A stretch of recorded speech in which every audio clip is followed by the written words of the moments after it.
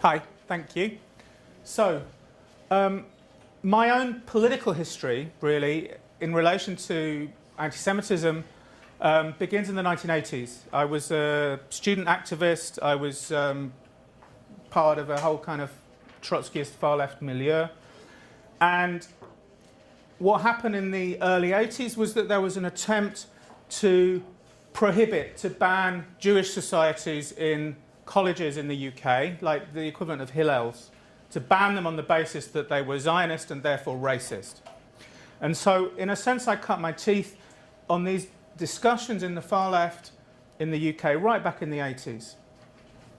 And at that time, there was always kind of ultra anti-Zionism on the left, and there were always ways in which it crossed over and related to anti-Semitism, but it was always isolated. It was a kind of weird Stalinist corner of the left where this debate happened, which happily I was part of at that time. So, jump forward 20 years or a little less. So I grew up a bit, I had kids, I got a proper job, and I'm in university, PhD, all that stuff. I'm in a university, and some of these same people are popping up again trying to boycott Israel. In my trade union, there's a call for a boycott of Israeli academics. So we got involved in this, which was, politically a very similar fight, and we lost. We couldn't have lost worse. We fought for 3 or 4 years in the union. It was really quite a difficult experience, and we lost. There was no resonance for the arguments about the relationships between boycott and anti-Semitism, and there was simply a kind of common sense view emerged that boycotting Israel was entirely reasonable. At that time, one of the reasons I took this seriously, and actually right back in the 80s, one of the reasons I took this seriously is because I thought that there was always a danger of this kind of politics mainstreaming. So in the 80s, it was in a very little corner of the far left. In 2005-06, it entered my trade union, the trade union of the academics, and it had a rather big success. And not this year, last year, 2015, this kind of politics really went into the mainstream of the British left. This is Malia Bouattia, who won the presidency of the National Union of Students. So it wasn't just a little corner of the left or the student movement, but she won the presidency. She's somebody who condemns the peace process between the Israelis and the Palestinians as strengthening the colonial project, and she's somebody who counterposes supporting what she calls the resistance of the Palestinians to the peace process. And she says things about, for example, mainstream Zionist-led media outlets and that kind of rhetoric. So she's the president of the NUS, National Union of Students. This is Len McCluskey. He's the general secretary of the Unite Union. As I said, this was always around. Now it's in charge, or now it's taken leadership. Len McCluskey talks about the row over anti-Semitism within the Labour Party as nothing more than a cynical attempt to challenge Jeremy Corbyn's leadership. In other words, the people who raise the issue of anti-Semitism are doing it cynically, not believing it, in order to smear the left. I'll say more about that later. So this is Jeremy Corbyn, who's now the leader of the Labour Party. Corbyn has been around as a member of Parliament for, 30 years, maybe more. I kind of vaguely knew him. I debated him at one time on whether Israel was apartheid. And he sat with Ben White, who's the guy who wrote one of the books about Israeli apartheid. And he advocated for boycott and for treating Israel as a pariah state. I'm just wondering if I should. This is a transcript of a video, actually. I won't go into it in detail because it will take too much time, I think. So let me just read a little bit of it. Tomorrow evening it will be my pleasure, said Jeremy Corbyn at a meeting in Parliament, my pleasure and my honour to host an event in Parliament where our friends from Hezbollah will be speaking. I'd also invited friends from Hamas to come and speak as well.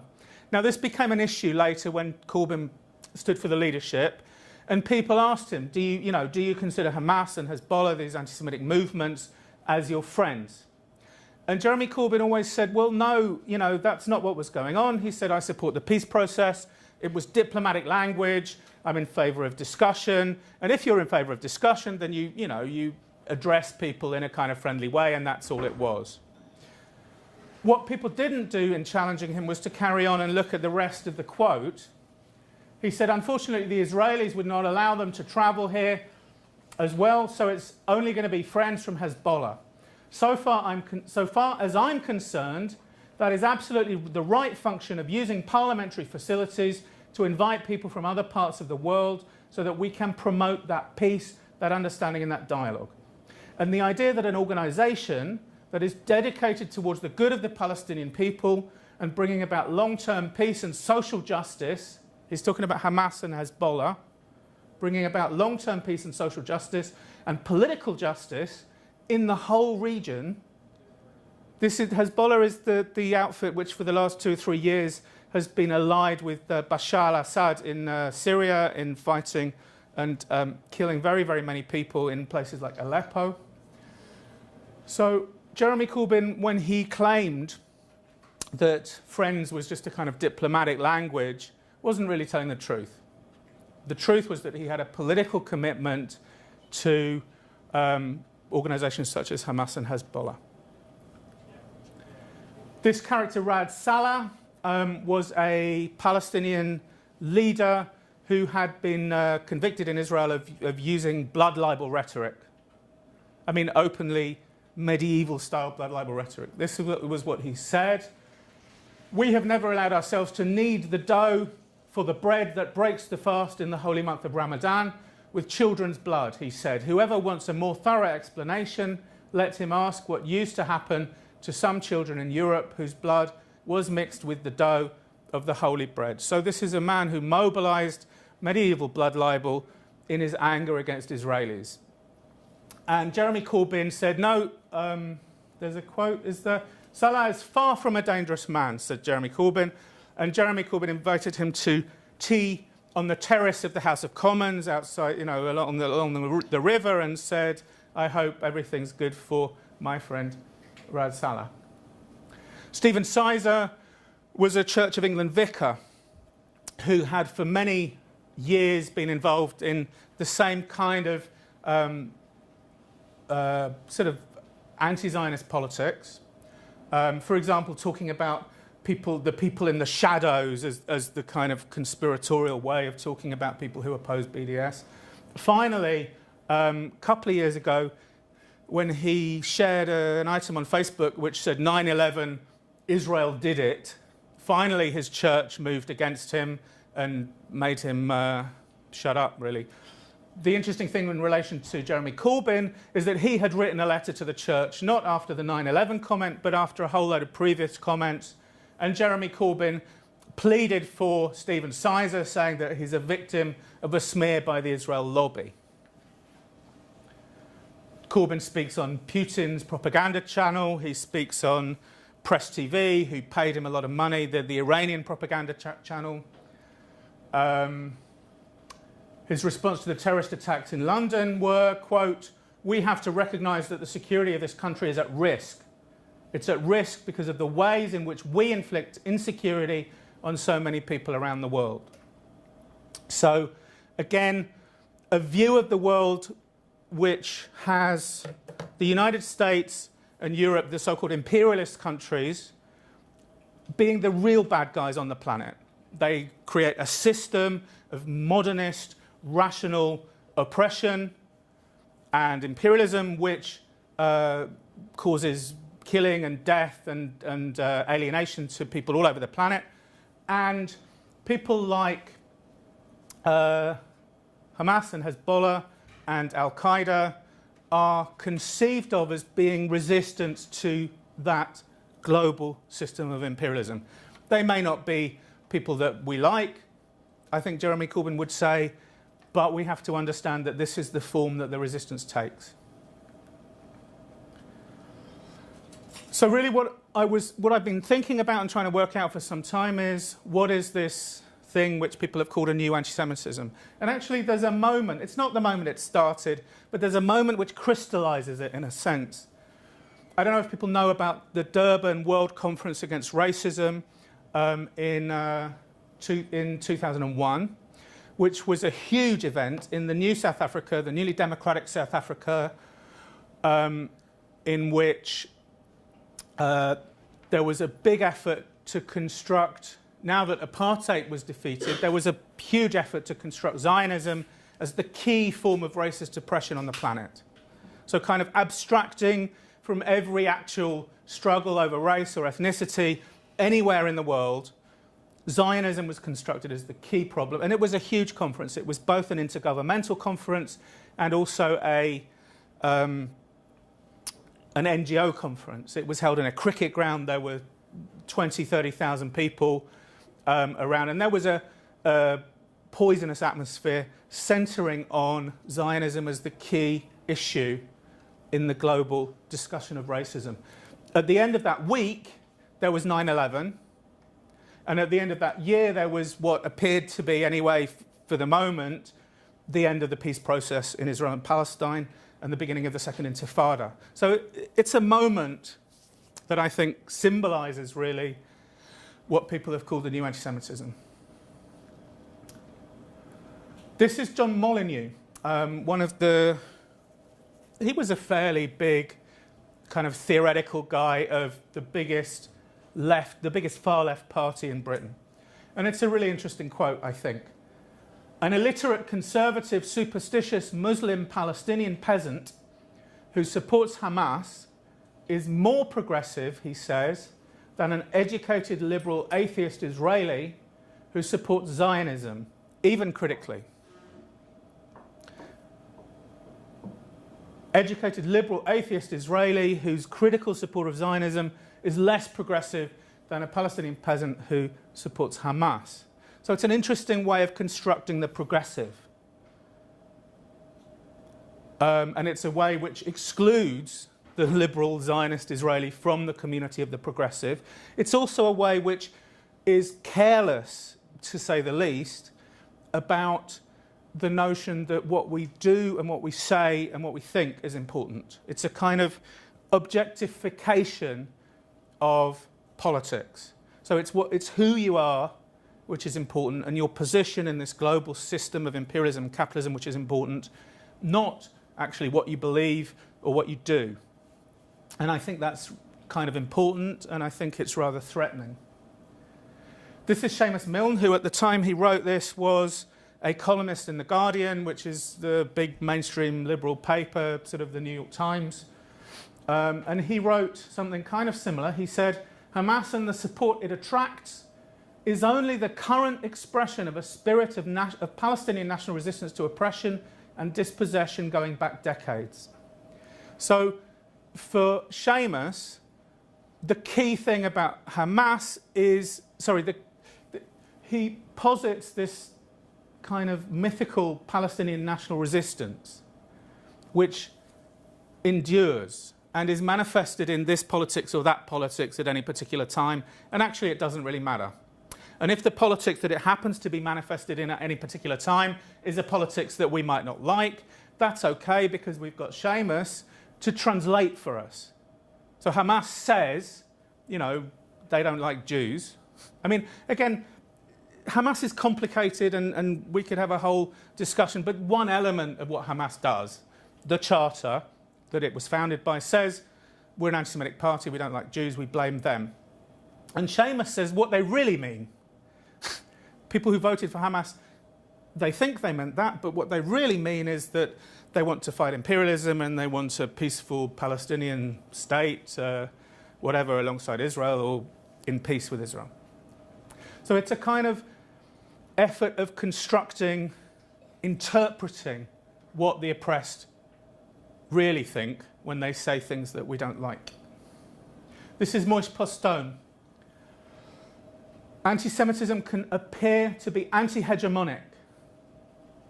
This is the reason why a century ago August Bebel characterized it as the socialism of fools.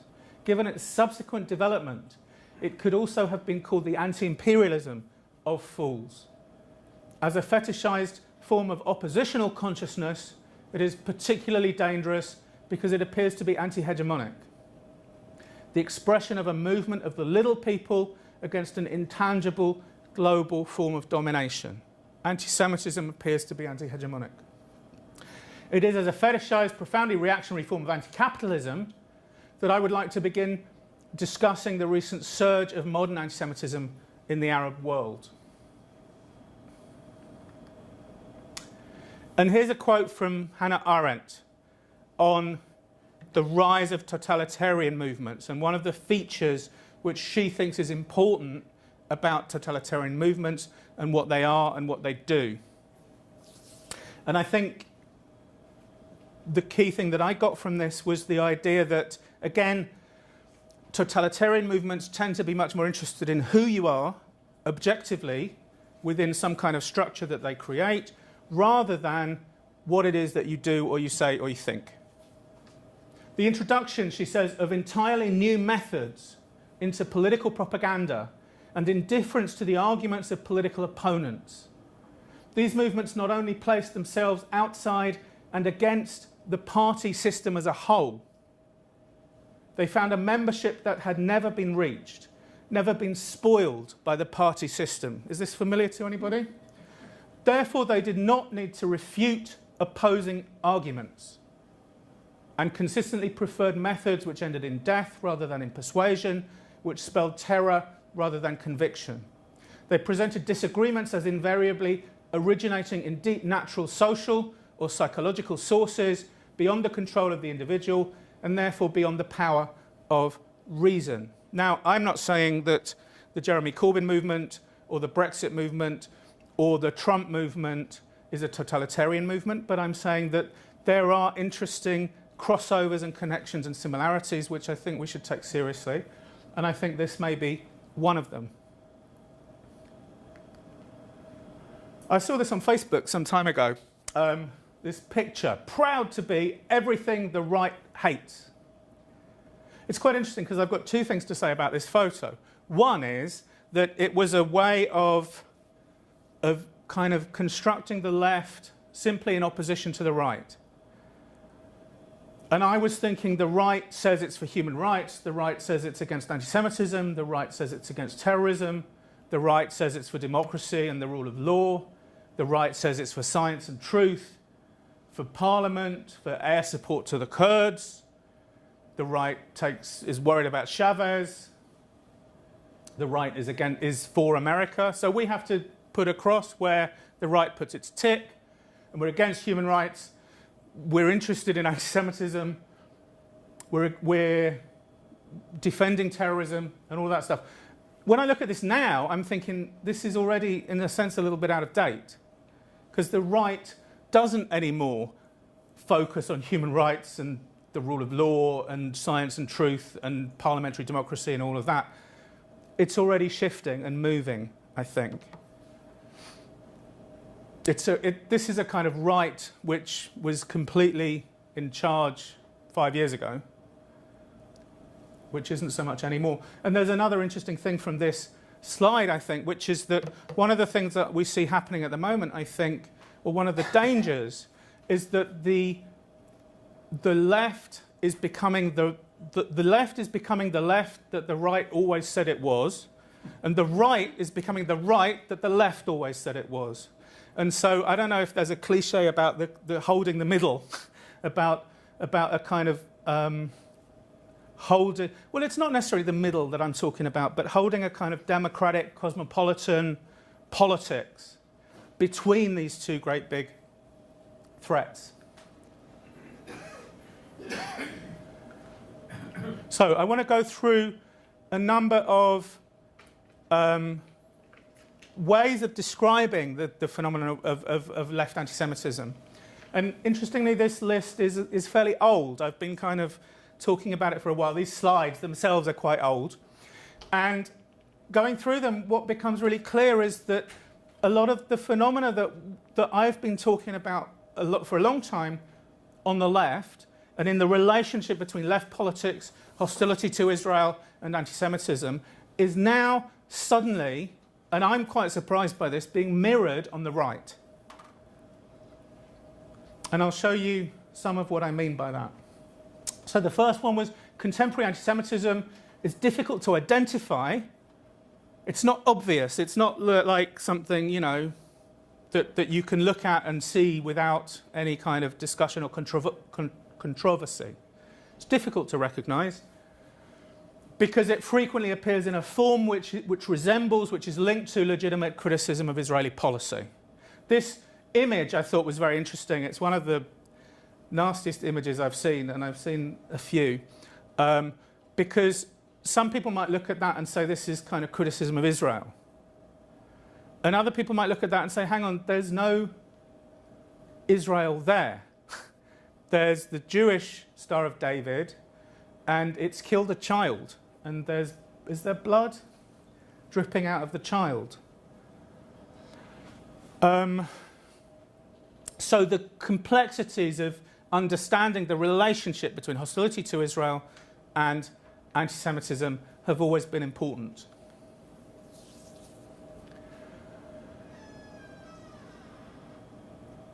What's happening now, I think, this week, astonishingly, I think, so I've always been concerned about the connection between hostility to Israel and anti-Semitism, and the idea of being against Israel as a kind of signifier of belonging in the community of the left or the good or the progressive or however you want to say it. So for many people, Israel became a signifier. It wasn't ever, you know, the most serious human rights violation on the planet. It wasn't ever the biggest thing on the planet, but it became symbolic of the kind of worldview which I was talking about earlier on, I think. What we're seeing now is that being for Israel is also becoming a signifier on the right.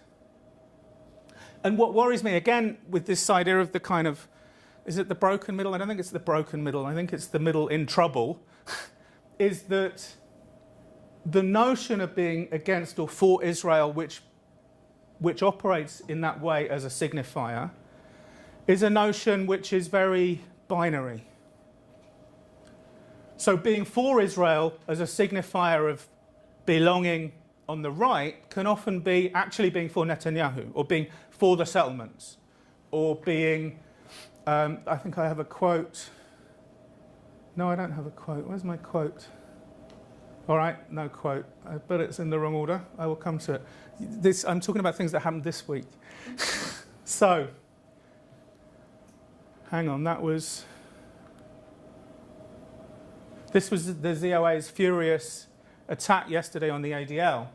So the ADL talked about Steve Bannon as being a threat, a problem.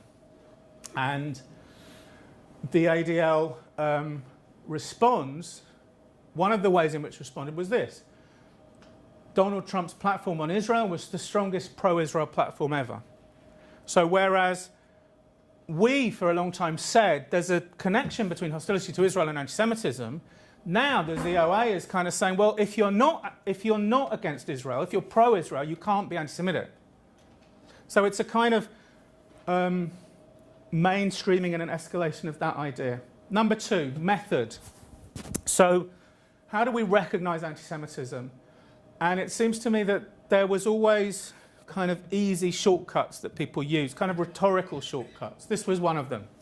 Israel says it wants to be democratic, and it also wants to be a state for the Jews. This is a contradiction. Therefore, Zionism is racism. Why? Because the idea is that if Israel is democratic and a state for all its people, then it can't be a Jewish state at the same time.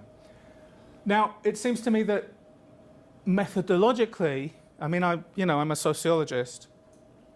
We don't start with these kind of not moral, that was a Freudian slip, kind of logic problems. We start with the world. So if we find contradictions within a state, and wow, there are contradictions within many states, in fact, there are contradictions within all states. If we find a contradiction in the state, we look at it and we see how it works, how it's played itself out, how for decades how successfully or not successfully Israel has fulfilled the function which history gave it to be the state for the Jews, but also to be a democratic state for all of its citizens, how it's done well, how it's done less well, how they have sometimes been in contradiction with each other, and how they've sometimes actually worked rather well together. So in terms of method, one thing that I was worried about was a kind of notion that that we sort of define Israel as being this or that, and we define anti-Semitism as being this or that. But what I would much rather do is look at the actual complex social reality of Israel, and also of movements of solidarity for the Palestinians and of hostility for the Israelis, and to look at them and see what we can actually see. This is Melanie Phillips, who's a fairly right-wing Jewish commentator in the United Kingdom, and she did something similar to what I just described. I just described the kind of logical thing about, Israel can't be Jewish and democratic, therefore it's either going to be racist or democratic. She says this: denying the legal and historical rights of the settlers to the land demonizes and dehumanizes them. That dehumanization of the settlers leads inexorably to the dehumanization of all Jews. And I think she's doing something very similar there. She's defining anyone who disagrees with her own politics as being anti-Semitic. And again, I think we have to look at the complex social reality rather than these sort of definitions. Of course, what that means is that anyone who's for a two-state solution between the Israelis and the Palestinians is defined by Melanie as being anti-Semitic. I mean, it's a little bit of a logical gap, but it's not much of a logical gap. So a kind of mirroring, the right beginning to mirror the left, beginning to use its own methods. 3, it's really important. Anti-Semitic speech and acts are often authored by people who think of themselves as opponents of anti-Semitism. Absolutely standard that the people who, in our time, say anti-Semitic things and support anti-Semitic movements, like Jeremy Corbyn, believe themselves honestly to be opponents of anti-Semitism. Right? They're not people who are kind of hiding, who are, pretending. They have a self-conscious subjectivity of being opponents of anti-Semitism, but they do various things which one may judge, which I would judge, feed into an anti-Semitic worldview. Anti-Semitism, then, is not to be recognised as an internal hatred, or at least not only as that. Anti-Semitism is an objective social phenomenon which cannot be defined simply by reference to the subjective feelings of individuals concerned. This was John Podhoretz yesterday about Steve Bannon, and he said exactly the same thing, actually. He said the key problem with Steve Bannon, Donald Trump's newly named strategist, isn't that he's an anti-Semite. It's not that he's an individual person who's motivated by hatred of Jews. That's not it. The problem is a political problem. The key problem with Steve Bannon is that he, as the CEO of Andrew Breitbart's namesake organisation, he is an aider and abettor of, of foul extremist views, including anti-Semitic ones. So what we've always said is there's a problem with the Corbynite left connected with anti-Semitism, and people have got really angry and said, how dare you, Jeremy doesn't hate Jews. And now we're getting exactly the same structure of discussion mirrored on the right. There's a problem with Steve Bannon being appointed as one of President-elect Trump's closest advisors, and people say, well, some of Trump's best friends are Jewish and all of that. And the point isn't that he has a personal hatred of Jews. The point is political. We're talking about a political anti-Semitism rather than an anti-Semitism of a kind of personal zoological hatred. Number 4, hostility to Israel tends to mirror and repeat the tropes of older hostilities to Jews, which are usually blood libel or conspiracy theory. There's a blood libel image at the top. I think most people can recognise that as a blood libel image at the top. Some people might say, oh, no, that's criticism of Israel. But I think we could have a whole seminar on that image. I think that's easily recognisable. And the one at the bottom is a mainstream liberal newspaper which gives you a graphical image of the old thing about the Jewish tail wagging the American dog. Did people see Donald Trump's closing argument? The video about so this was some of the... I can play it, actually. Do people want to see it again? Or I'm not sure that we have time. Maybe if we have time later, I'll show it. But the interesting thing about Donald Trump's closing argument was that it was a description of a view of the world which was very, very close to many, many classic anti-Semitic conspiracy theories. It didn't mention Jews. We've already seen, what was it we saw earlier on that didn't mention Jews but was clearly anti-Semitic? I can't remember. But I know from having studied this for 15 years, that anti-Semitism doesn't always mention explicitly Jews. So there's a relationship between Trump's closing argument and anti-Semitism, and we could discuss what it is. We could say, I think it was a dog whistle. You know what a dog whistle is. A dog whistle is a whistle that you blow that people can't hear, that dogs can hear, and they come running. So the political version of dog whistle is you blow the whistle, and anti-Semites can read it and come running, but everybody else can't hear it. If we got time, I'll play the ad again. It's, so here's some nice blood libel images, baby killing images, more child killing images. Just criticism of Israel, isn't it? This is an interesting image. Very simple. The food that the Israelis are trying to sell you, are trying to give you to eat, is actually saturated with the blood of Palestinian children. Now, again, it's an interesting question. I don't, for sure, the person who designed that poster or the person who put it up on their wall or on their internet site does not say to themselves, oh, there's a really good way for people to hate Israel, and I can mobilize the blood libel, not like Raad Salah did earlier. But there are these very deeply embedded notions and ways of thinking about Israel and about Jews which become recycled.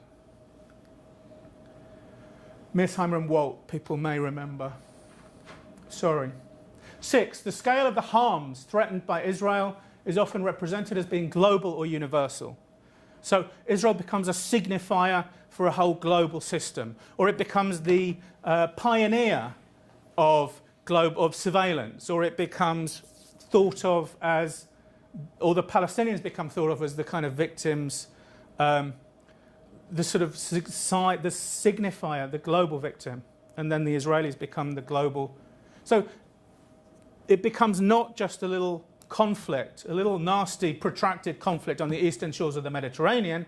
It becomes something that's central to everything. And that, of course, also is close to an anti-Semitic tradition which always says that the Jews are central to everything bad in the world. So here's a quiz time for you people. I've blanked out the names. This is how it works. False allegations are made against X and his new head of strategy, X, smearing them as anti-Semites, fascists and racists. Whether through laziness or ideological malice, these smears are recycled uncritically throughout both mainstream and social media. Who are we talking about? This foments a hysterical hatred against the two men, which takes on a life of its own. That same hatred is then channeled against anyone who tries to point out that these allegations are false and these men have been smeared. So are we talking about Jeremy Corbyn and Seamus Milne, or are we talking about Donald Trump and Steve Bannon? Well, the structure of so this isn't a defence against a charge of anti-Semitism. This isn't somebody saying, well, let's look at Steve Bannon's politics, let's look at what he says, what he's done, what kind of political movements he's been involved with. It's not that. It's how very dare you. And also it's an allegation of bad faith. You're only saying this because you want to discredit Trump, or you want to say that everybody who voted for Trump is a racist, or it's a kind of counter-allegation, and it's precisely the form that we've been seeing for many years in terms of anti-Semitism on the left. This was Ken Livingstone, was the mayor of London, who, when he was accused of anti-Semitism about actually something which had nothing to do with Israel at all, I need to fix that. Ken Livingstone said, "For far too long, the accusation of anti-Semitism has been used against anyone who is critical of the policies of the Israeli government, as I have been." This was 2005, and I noticed it, and I kind of thought, hang on, this is what everybody does. When you raise the issue of anti-Semitism, you can't have a proper discussion about it. You can't discuss, you know, the actual facts, and what you get instead is an angry denial and counter-accusation that the issue of anti-Semitism is raised in bad faith. Anybody recognise that? Anybody happen to you here? Anybody? And here we have graphical representations of the Livingstone formulation. We have the world trying to protest against Israel's crimes, having its mouth shut with a charge, with a gag of anti-Semitism. Or here the activist having his mouth shut with the gag of anti-Semitism by the United States and Israel together. This is Lattouf. He was a Brazilian anti-Zionist cartoonist who won President Ahmadinejad's Holocaust denial competition in Tehran, but who is also often appears, you'll see it now that I've mentioned it, you'll see Lattouf appears all over hostility to Israel and anti-Zionist websites and boycott websites which think of themselves as anti-racist. So it's a kind of connection. Lots and lots of examples of the Livingstone formulation. Jenny Tong, I am sick of being accused of anti-Semitism when what I'm doing is criticising Israel and the state of Israel. Jenny Tong the famous thing that Jenny Tong did was to say, I think the Israel lobby has its grips on the Western world, its financial grips. So she was using Mearsheimer and Walt's apparently anti-racist formulation to do conspiracy theory. And then you call her on it and she says, oh, you only accuse me of this because you want to silence my criticism of Israel. David Duke, the same. Oh, that's a lovely quote, which I don't have time for. So this is the structure. And this structure is coming back. And it's coming back into the mainstream. Person A. Because Mr. Trump's campaign, or the Brexit campaign, was xenophobic, racist, and it mirrored anti-Semitic conspiracy theory, and because there were key elements to the campaign, and because these were key elements to the campaign, I'm worried about the racism which is indicated by the victory, and or which may flow from the victory. That's person A. And the response that we're seeing more and more from person B is to respond incandescent with rage. How dare you say that the American or the British electorate is racist? The American or the British electorate is good. You're just saying that the Americans or the Brits are racist in order to silence their legitimate concerns about jobs, housing, social security and healthcare. So the response to the raising of the issue of xenophobia as it relates to Trump or as it relates to Brexit is this old Livingstone formulation response which says, how dare you, how dare you, how dare you, because all you're trying to do is to silence the, or to smear Corbyn, Trump, or Brexit, Nigel Farage. So that's the structure which we're seeing appear.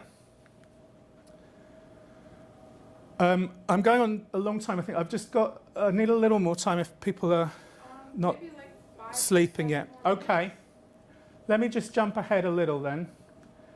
Missing some nice stuff. Hang on, where's number one? There we go. So, some common threads between Brexit and Trump that I've been thinking about. I'm also thinking about the Corbyn movement. So, I think the right word for these movements is populist. It's the rise of populism. And what does populism mean? Well, I'm not entirely sure, but I think that on the one hand you have a kind of populist movement. So with Brexit, everything was about the view of the British people on one particular day. That became democracy. the will of the people on one day became democracy, and everything else, the institutions, the European institutions, Parliament, democratic culture, equality, a certain cosmopolitan way of dealing with foreigners, all became something that wasn't the will of the people. And I think simply that's what I'm thinking about in the terms of the rise of the populism, as distinct from a kind of democratic tradition of politics and of culture. So, common threads between Brexit and Trump. Number one, a focus on immigration and foreigners as a key problem. Brexit was very simple. The two key claims of the Brexit campaign were that one of the problems was foreigners over here in Britain taking our jobs, Romanians and Poles. The other key problem was foreigners over there in Brussels telling us what to do.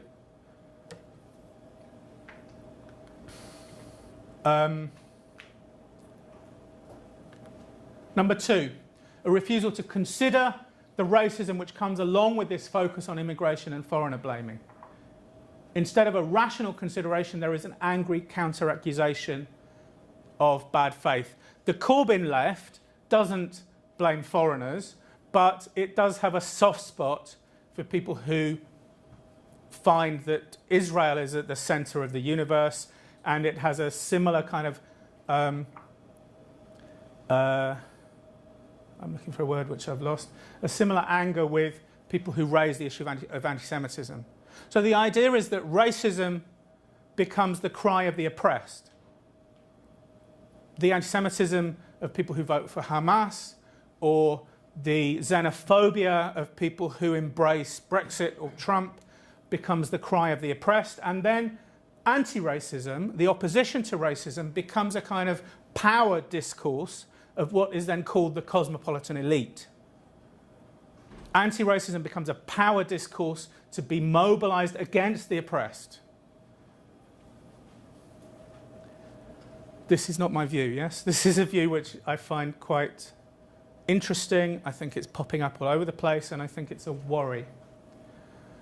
So two, a refusal, we've just done that one, haven't we? Three, a resentment toward and a contempt for democratic politics. So what I just said really was the counterposition to, on the one hand, the will of the people as represented by the leader.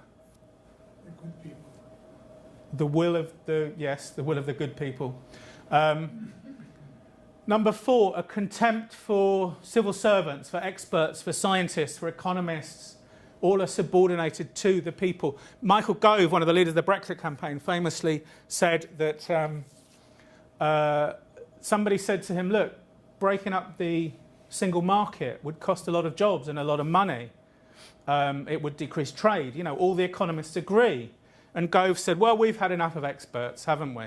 And then he said, in Nazi Germany, Einstein was right about relativity, but the government got together 100 scientists to say that Einstein's theory of relativity was wrong, and they forced them to do it.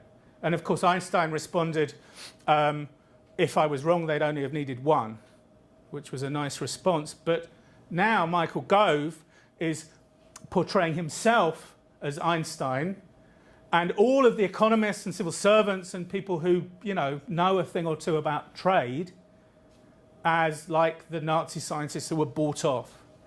Somebody else, Nigel Lawson, called the economists, he said that they had prostituted themselves. I'm a bit sensitive about this because my wife was one of them. So there you go. Here we have the people, the enemies of the people. So there was a court case, not a big court case really, about whether Parliament would have to make a decision to leave the European Union or whether the government could do it. And the judges made a decision that the spokespeople for the people didn't like. And this was the headline in one of the big mainstream newspapers, enemies of the people. So again, this construction of people who are good people and not good people, and this counterposition of the will of the people to democratic norms, such as the rule of law. 5, contempt for what is characterised pejoratively as political correctness. The concerns of the cosmopolitan elite. Now, we could again have a whole lecture about political correctness and identity politics.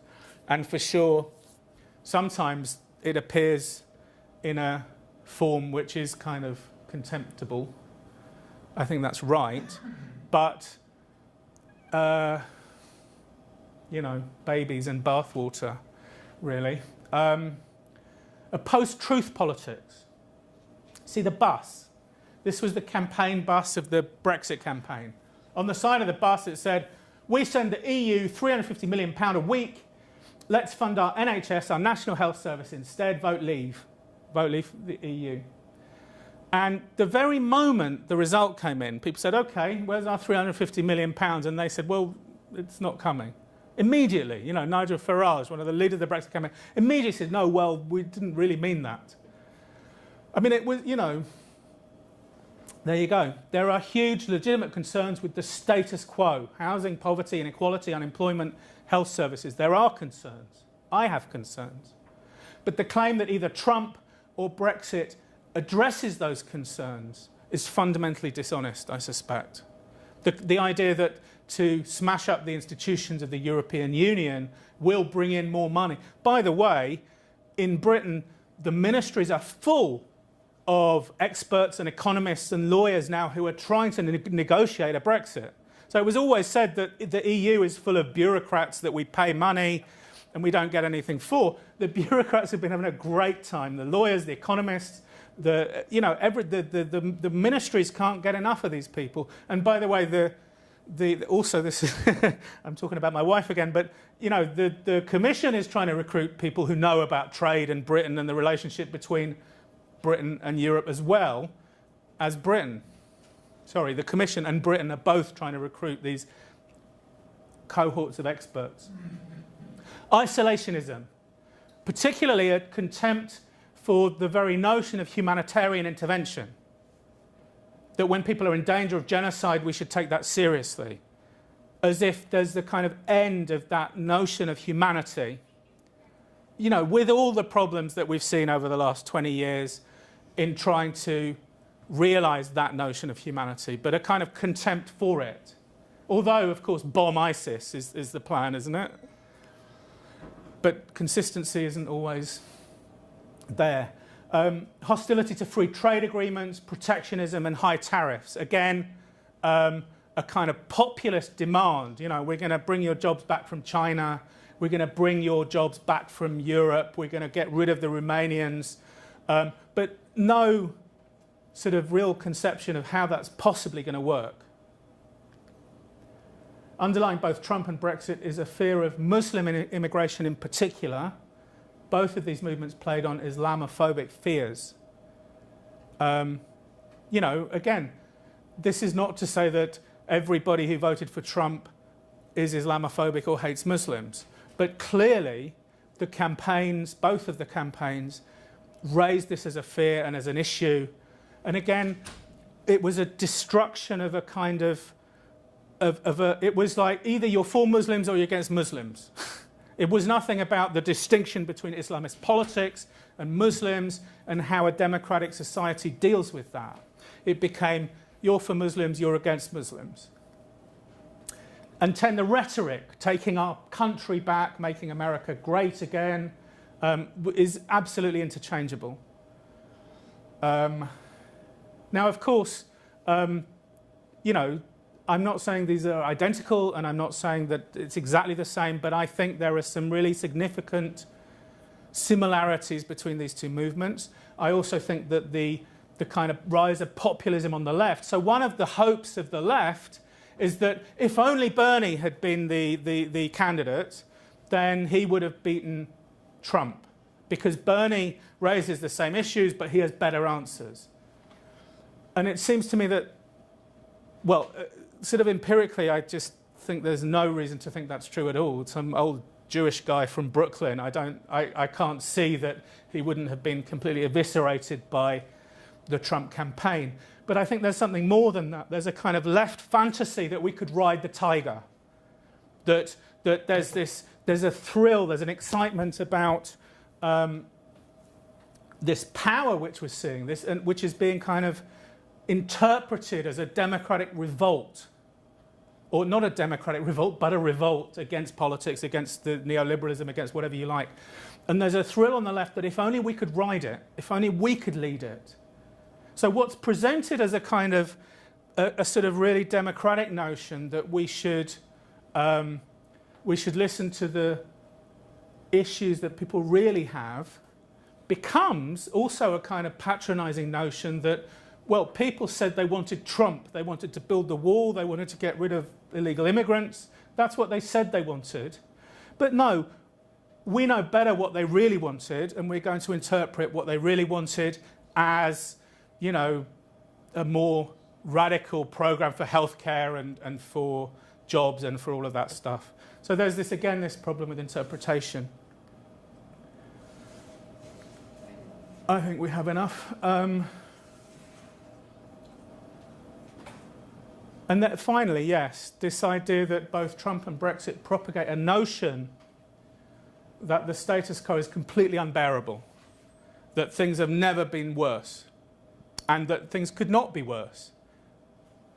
And it seems to me that anyone who knows anything about the totalitarianism that these movements in some ways resemble knows that things could be worse, and they could be much, much worse.